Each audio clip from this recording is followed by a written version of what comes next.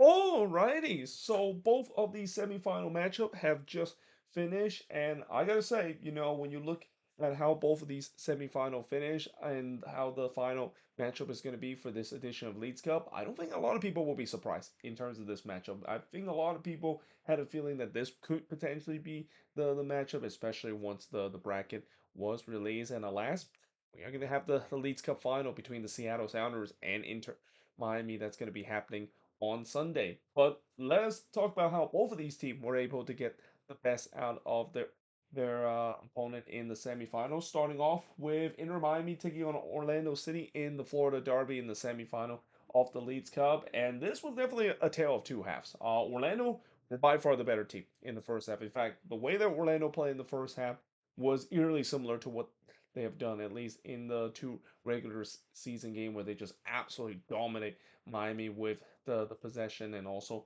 the chances, and eventually they got themselves the late goal, albeit in a very controversial way. But then the second half happened, and the second half, not only Miami was the better team, but Orlando was trying to go Rohit mode in this game. And as we mentioned before, when you decide to go Rohit mode, and while I know they try to do that against Toluca, and they had some success eventually forcing that to a PK shot and then winning it in the PK show. You don't want to do that against Inter Miami, especially when you have an Inter Miami team that has those big three or even the big four that is with the Barcelona guys and the Argentine guys that currently plays with this team. Now, in the first half, just like the last Florida Derby, I thought Orlando dominated the possession early. There was no doubt that Orlando they were here to play. Like I was expecting maybe Miami would feel like, well, enough is enough when it comes to the dominance that Orlando has when it comes to this derby, but no, instead Orlando just kind of continue their dominance. It's almost like they picked up where they left off in terms of their dominance that they had this season over Inter Miami, and early on they had some good chances. Muriel would just miss a tap in on the front post before the first shot of the game actually came from Miami as DePaul would miss one in the eighth minute. Ustari then denied Ojeda from close before Muriel shot was deflected and goes wide. And like I said, like the last meeting, Orlando were by for the better team to begin. Miami looked very suspect at the back. I mean, they could have easily given up a couple more goals in the first half with the way that their defense was just getting cut wide open by this Orlando attack. On the other end, Galese would deny DePaul from long range. There was a huge shout for a penalty for Miami not given. Suarez would then miss wide from close in the 31st minute as Miami looked like they start to show a pulse and finally started to play their game. I think, one thing I know people will say is that, well, why not when you face against Inter Miami, you could do the thing that Orlando does, which is have possession, force Miami to defend. And we've seen before when Miami doesn't get the possession and they're pretty much forced to defend and forced to be sitting back, they don't usually look that well in games. But it's not easy to do so in terms of keeping possession against this Miami team. This Miami team has some players on this team that there's a reason why they are very good in terms of keeping possession. A lot of these guys can definitely win the ball back and force their opponent to make bad turnover in their own half. And next thing you know, Miami keeps the possession. But I also thought that some of these just they started also creating some dangerous chances for the opener. Though as I said that, Orlando kind of flipped the script. Ustari would deny Angulo from close before Paslic would puts one into the stands, and like I said, Orlando not so fast in terms of how Miami looked like they got a foothold in the game. Now they look like they're going to try to get themselves the opener. Though I will say that there were times where this game definitely felt like it was on a bit of a knife edge. Both of these teams definitely have the opportunity to get the opener. Paslic would then hits it right to a story in the 42nd minute, but then the 45th minute, Orlando takes the lead in a very controversial way. In fact, controversy will be a big talking point when it comes to this game because yeah, there were definitely some very questionable calls in this games, and I think it's fitting the fact that a week coming of that blown call that we saw in Vancouver. That of course in this game there's going to be controversy, and that in the end I would say there was controversy that kind of gone against both team, and in this moment it looked like it might have gone against Miami because it looked like Pasalic might have handballed this one while he controlled it. They took a brief check for handball, which VAR says no. My only argument to the fact that this probably is a handball is that there were a couple of angles that you can kind of see that that ball hits the arm of Paslic and also kind of hits the just as well, but it doesn't matter if the ball does hits the hand of him, even if it hits his chest at the same time. That looks like it could be a handball, especially when you're a goal scorer, and anytime when you handle the ball and that leads directly to a goal, that's always going to be called back. But I also think that, there were definitely some looks where it was very hard to tell if that's the case. And again, the point of VAR is that in order to overturn a call, because again, the call on the field was a goal. The whole point of VAR is that they have to be clear and obvious, and I think that in my opinion, when I look at it a couple more times, I don't think that that was clear and obvious, even though I said before that there were looks that maybe it hit both the arm and also the chest of Pasalic as well. So yeah, in the end, they didn't overrule that call. And if this wasn't given a goal and if this was given a handball, I also think that they wouldn't overturn it because, like I said, I don't think it was clear and obvious to overturn this ball or to overturn this call, no matter there if this was a goal given to Orlando City or a goal that is disallowed because of a handball. Speaking of Paslic, he would then look for another, but puts it over in the second minute of stoppage time. But we do head to halftime with Orlando leading 1-0. But in the second half, whatever Miami discussed and whatever Javier Mascherano tried to text to his assistant and coach, or even maybe did an airdrop with his team through the suite section. Yeah, it definitely worked out. And by the way, they show multiple time where Javier Mastrano was clearly communicating with his assistant down at the touchline. Like he doesn't even hide it. You can clearly see the earpiece as well. And again, I don't know what's the point of the suspension if he can still communicate with his teams. I mean, they mentioned that he can't really go to the locker room or can't be participating in game activity because he's suspended. But if that is the case, then I mean, wouldn't he also wouldn't be allowed to communicate with the team through a headset or stuff like that? Because it feels like that's almost the same thing as in terms of community the team in person. There's no really no different in terms of that. Again, that's the beauty of the Leagues Cup, and that's the beauty in terms of the Concacaf madness. Where I love how Concacaf sometimes contradict themselves in terms of some of the rules that you're allowed to do and you're not allowed to do. But anyway, going back to this game, Suarez would puts one right to Galese before there was a shout for a penalty for Miami not given, but I thought it was a better start for Miami up to this point, as now they were pushing to try to get the equalizer.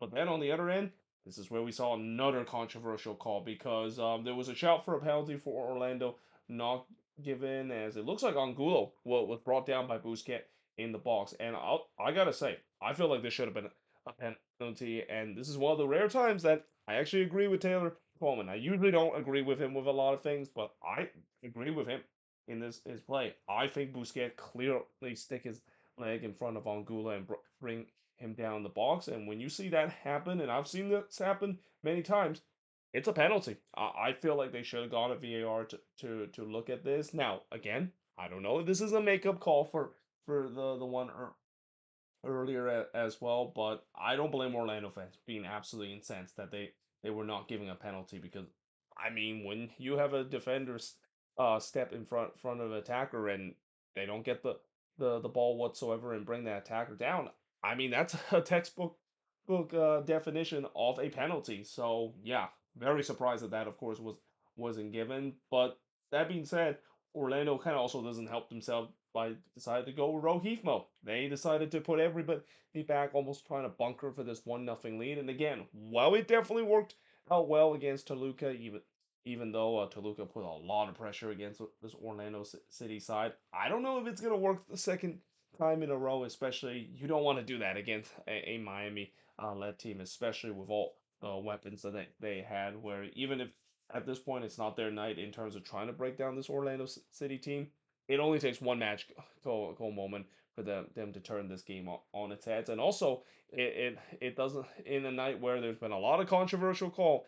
It only takes one controversial call for them trying to defend this fringe 1-0 lead to go awry. And guess what happened? That one controversial call happened because in the 75th minute, a penalty was given to Miami as Brekalo brought down Allende in the box. Brekalo, of course, gets a second yellow card as a result because he was already on a yellow. But yeah, I think this was very soft. I really think that this was a very soft penalty. Yes, there was some contact there in the box, but I don't think it's worth of a penalty in my opinion. And I've seen that happen before where there might be some contact in the box and referee doesn't call it. Especially, it definitely didn't look like Breklo initiate the contact. It feels like it may be Alande the one that kind of initiated the contact, kind of sell that a little bit too much. But nevertheless, the call on the field is penalty.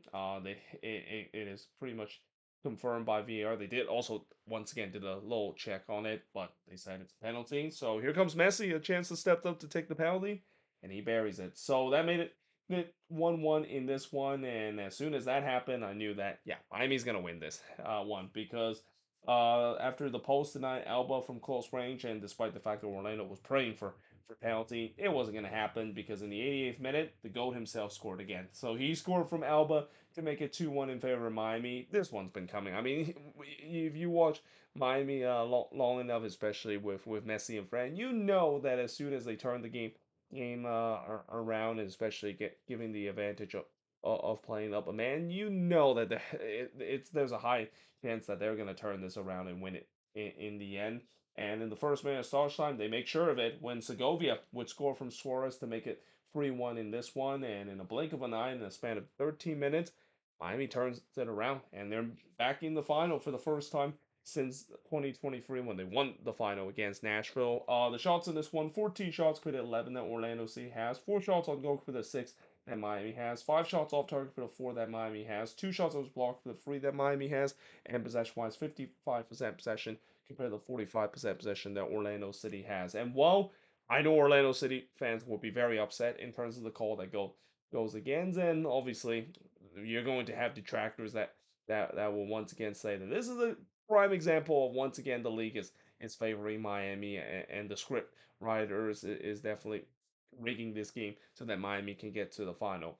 At the end of the day, when I look at how this game goes, I do think that Miami deserve to win this one. And again, when you trying to go road Heath mode, especially when you're doing on the road and you're trying to do that against a Miami team like that, more times than not, it's not going to work out whatsoever. And while Orlando has done a good job in terms of doing that at times, so on the road, you just kind of had a sense that in a game like this, and especially in a game where there's been a lot of controversial call, it only takes one bad call and one controversial call that goes against you, and next thing you know, the game turns on its head, and that's exactly what happened in this play. And next thing you know, the game completely turned, and now Miami is going to the final, and Orlando will have to settle to try to get that third place finish and trying to get that third and final CONCACAF Champions Cup spot against the LA Galaxy on Sunday. Which, speaking of which, moving on into the next game, as I mentioned, Seattle, of course, were able to move on to the final as well. And in this game, this has got to be a disappointing game for the LA Galaxy. I mean, I know that coming into this game, it was never going to be easy facing against the Sounders, a team that they have not really done well lately. Besides that one Western Conference final win that they had last year, and even then, when you look at that win that they had last year in the Western Conference final, they had a really tough time against the Seattle Sounders. If it wasn't for Dejan Joveljic with some magical moment late in the game, I think the Sounders probably could have beat the Galaxy in that Western Conference final if it goes to extra time. And I think ever since that, the Sounders, they definitely want revenge because of it. And boy, have they got revenge after a couple of weeks when they won 4-0 against the Galaxy at Daily Health Sports Park. They come back to Daily Health Sports Park, and this time, while they didn't win as big of a margin, well, they put on a master class in this game against the LA Galaxy. They play a perfect road game in this one against a Galaxy team that this was supposed to be the game of the season. This was the game that determined their season, and they fell miserably in terms of of game game of the season that determined the expectation whether or not if they reach by the end of this year.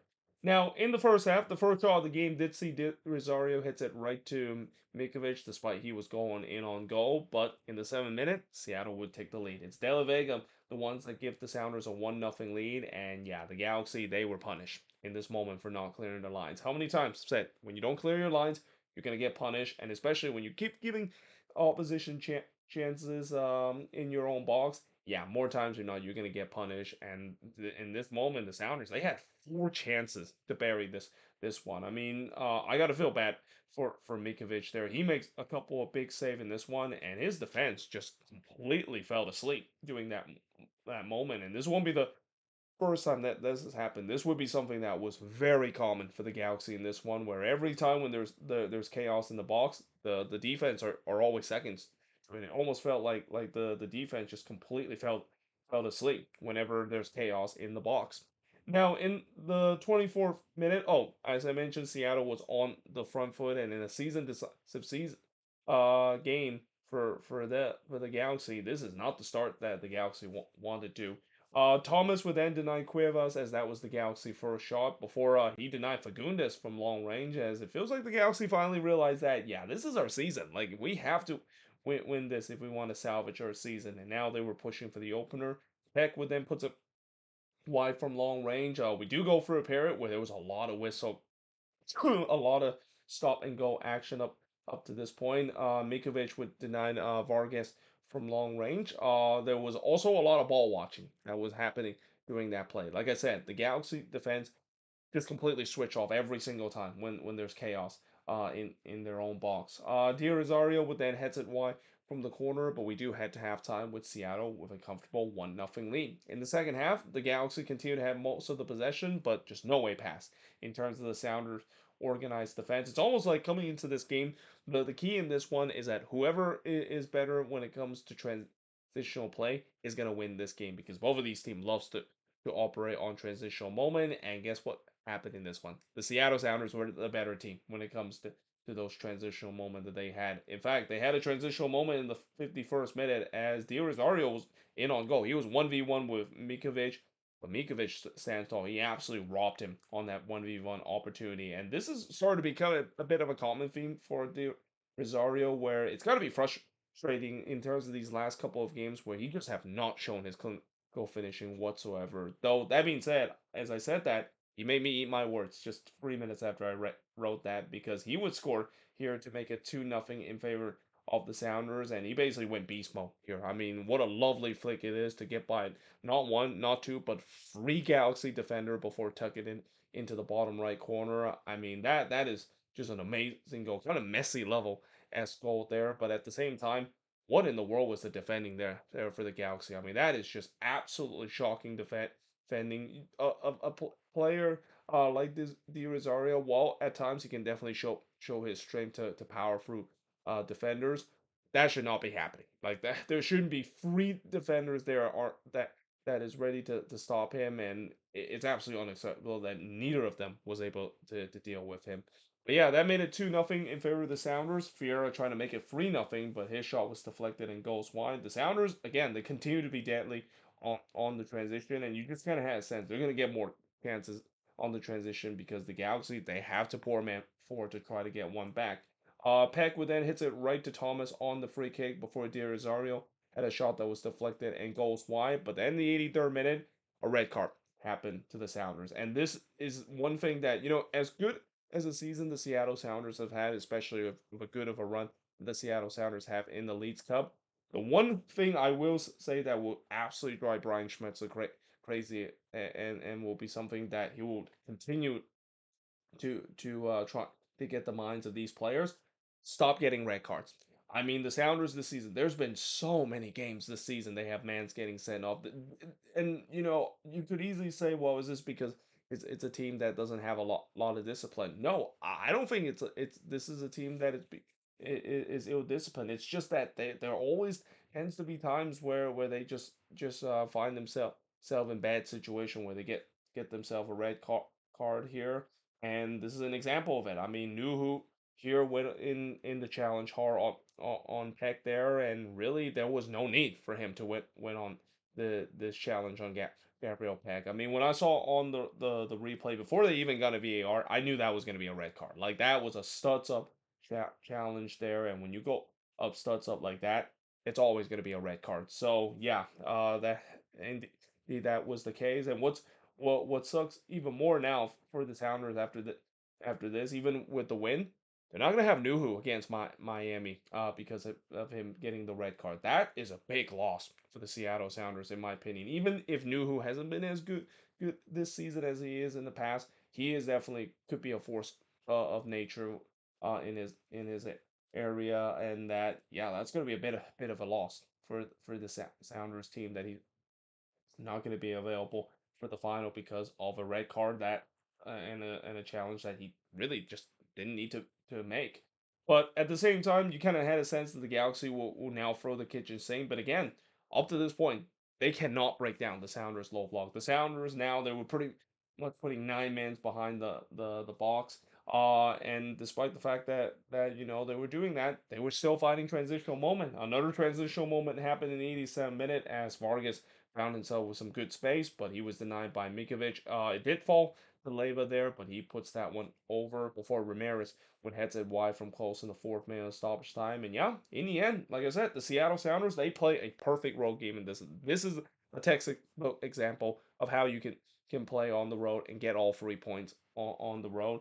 As the shots in this one, 14 shots for the 9 that the Galaxy had, 4 shots on goal for the 8 that the Sounders had. 2 shots off target with a 3 that the Galaxy had. 2 shots on block with a 4 that the Sounders had. And possession-wise, 61% possession compared to 39% possession the Sounders has in this one. What a letdown this is for the LA Galaxy, especially with how well they play in this Leagues Cup.